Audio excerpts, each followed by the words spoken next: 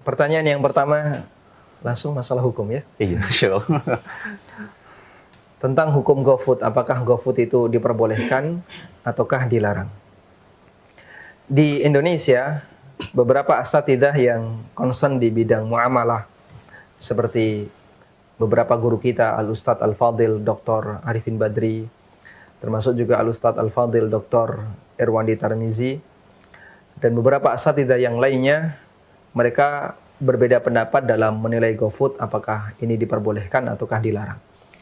Dan perbedaan pendapat ini kembali kepada perbedaan cara pandangnya yang diistilahkan oleh para ulama dengan sebutan takyif fikih, pendekatan fiqhiyah dalam memahami kasus yang ada. Sebagian ada yang menilai itu hukumnya terlarang karena termasuk menggabungkan antara utang dengan jual beli jasa. Dan ini adalah pendapat Al-Ustadz Muhammad Arifin Badri. Kemudian beliau menyebutkan dalil sabda Nabi SAW dalam hadis riwayat Ahmad, la yahillu salafun wa bai'. Tidak halal utang digabung dengan jual beli. Utangnya bentuknya gimana? Driver memberikan utang kepada konsumen untuk membelikan makanan, pakai duitnya driver. Sedangkan jual belinya yang mana? Jual belinya adalah konsumen membeli jasa driver untuk membelikan makanan kemudian nganter ke tempatnya konsumen. Maka di situ ada gabungan antara akad utang dengan akad jual beli. Dan gabungan antara akad utang dengan jual beli hukumnya dilarang.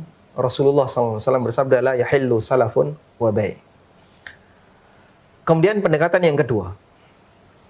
Pendekatan yang disampaikan oleh Al-Ustadz Irwandi Tarmizi, hafizahumullahul jami', bahwa dalam kasus ini betul ada menggabungkan antara utang dengan jual beli.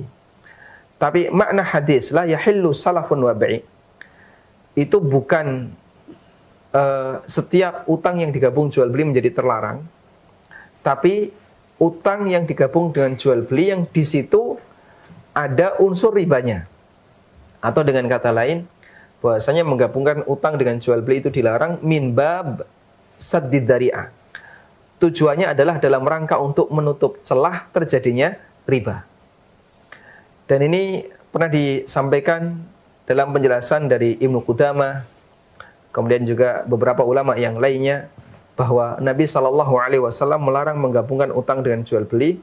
Sebabnya adalah min babi saddid dzari'ah, dalam rangka untuk menutup celah terjadinya pintu riba. Artinya, ketika di situ ada kebutuhan yang mendesak yang dilakukan oleh manusia, maka menjadi diperbolehkan. Karena ada kaidah yang mengatakan, ma muni'a saddan lidzari'ah jaza lil maslahatir rajihah. Jika ada sesuatu yang dilarang dalam rangka untuk menutup celah terjadinya sesuatu yang haram, diperbolehkan ketika ada maslahat yang besar. Kaidah ini disebutkan oleh Imam Ibnu Utsaimin dalam kitabnya Mandhumah Qawaid Fiqhiyah. Dan beliau memberi contoh, misalnya nadhar kepada wanita yang mau dikhitbah. Seorang bujang, ya, yang belum nikah, bujang. Di depannya ada seorang akhwat. Dan dia punya kecenderungan, ya, bahasa lainnya dia cintai. Lalu si bujang ini melihat akhwat. Secara hukum gimana? Tidak boleh. Kenapa? Ini dilarang oleh agama karena Allah perintahkan untuk menundukkan pandangan. Dan ini saddud dzari'ah dalam rangka menutup celah terjadinya pintu yang lebih besar, yaitu perbuatan zina.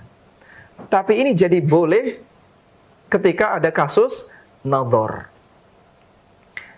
Makanya kemudian sesuatu yang dilarang karena saddud dzari'ah diperbolehkan ketika di situ ada maslahat yang besar.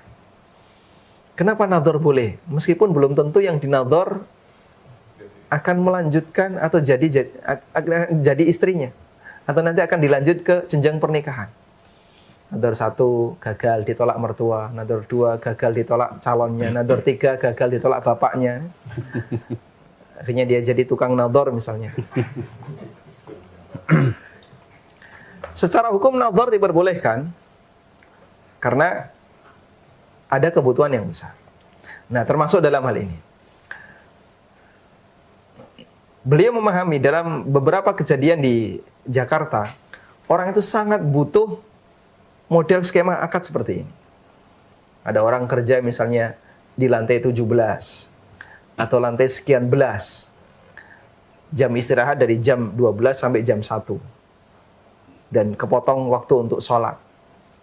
Kalau setelah itu dia harus turun ke lantai dasar, kemudian dia ke warung, beli makanan, naik lagi, mungkin telat. Dan nggak ada kesempatan bagi dia untuk istirahat. Sehingga menurut beliau, ini diperbolehkan karena saddud dzari'ah menjadi mubah ketika di situ ada kebutuhan yang besar. Wallahu ta'ala alam. Intinya ada khilaf dalam masalah ini terkait hukumnya. Dan beberapa asatidzah yang lain seperti Al-Ustadz Abdul Hakim Abdad, beliau membolehkan, termasuk juga Ustadz Zulkarnain ya.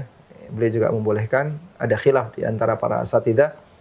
Dan ketika saya melihat khilaf seperti ini, kadang saya kembalikan kepada penanya, Anda memandang mana yang kira-kira lebih mendekati. Kalau Anda meyakini bahasanya pendapat yang pertama yang melarang itu lebih kuat, berarti silakan Anda tinggalkan. Dan jika Anda melihat bahasanya pendapat yang kedua yang membolehkan itu yang lebih kuat, wallahu ta'ala alam, berarti boleh untuk Anda praktekkan.